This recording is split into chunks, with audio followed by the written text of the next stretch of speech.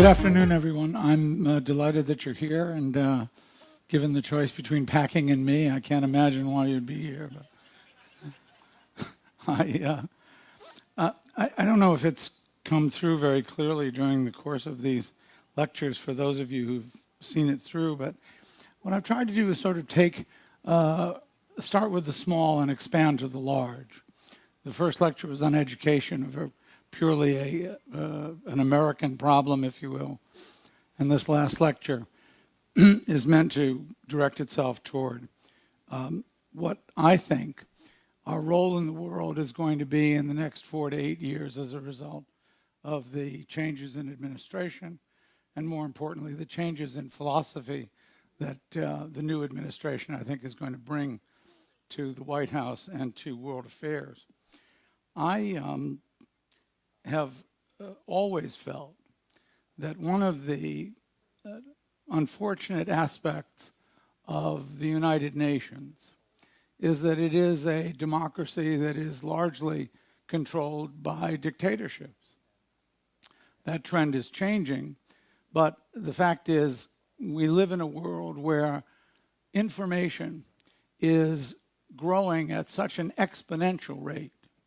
And I don't simply mean news.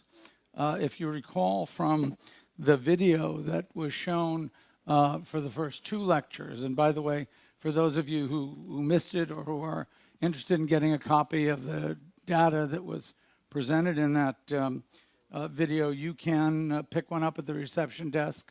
It's 4 or 5 pages, and it has in text what you saw on the screen. But one of the things that, of many, that struck me as being exponential and truly, truly significant was that, bearing in mind that this video was created in 2006, the statement was made that at that point in time, technical information was doubling every 2 years. Not a overwhelmingly fast rate of change given all of the possibilities. But it went on to say that by 2010, the amount of technical information is going to double every 72 hours. Every 72 hours. How do we keep up with, how do we manage that kind of influx of knowledge, that kind of influx of change? And clearly, knowledge is not simply power. Knowledge is the instrument of change. And I think one of the things that is going to confront not simply this administration, but virtually every country in the world, is mastering the techniques to be able to understand, integrate, and take advantage of that exponential rate of technological information growth. So when we talk about globalization, I would venture to guess that if I were to ask any number of you in this room individually, what does globalization mean? I would probably get 3 different answers for every individual who I asked, only because we see globalization in our own terms and don't see it from the outside looking in.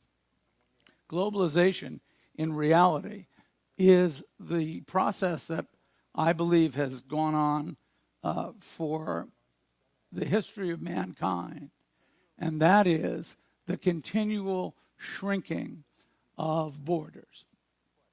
As you recall or may recall from an earlier lecture, I mentioned that when we started out civilizing ourselves, we started out as a family, we grew into a clan, the clan grew into a village, the village grew into a town, the town grew into a self-governing entity of some kind or amalgam, and so the process has continually and inexorably grown.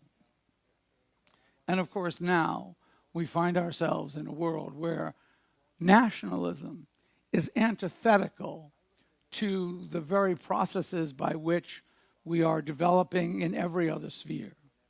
Nationalism The idea that our country begins and ends at our borders, and we have a distinct difference between us and them is great for talking about patriotism. It's great for talking about who our enemies are and who are our friends. But when it comes to information, the reality is we live in a world not only without borders, but in fact borders become an impediment to the dissemination of information.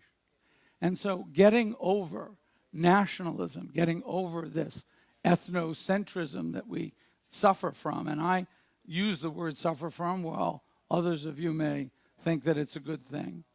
But I say that we suffer from it because it is an impediment to understanding things in other areas of the world that our children are understanding almost intuitively.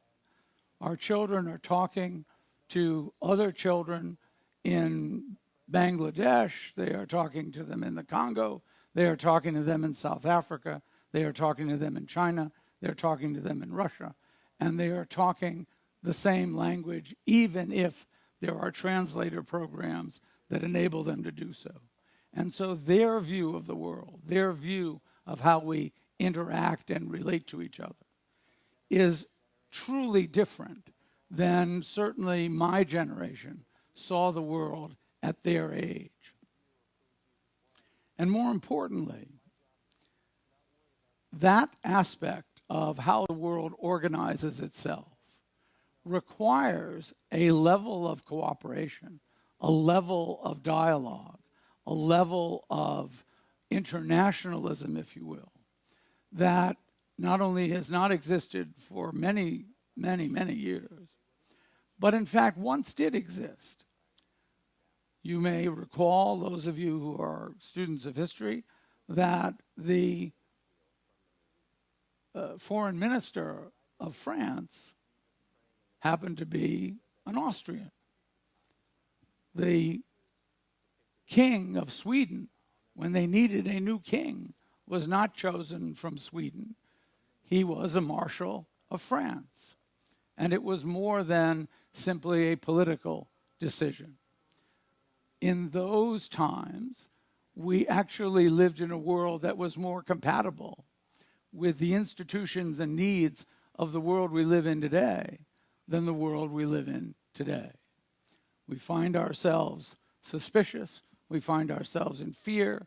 We find ourselves legitimately concerned about things such as terrorism, access to our borders, immigration, taxes on tariffs and other goods and services which adversely affect our economy.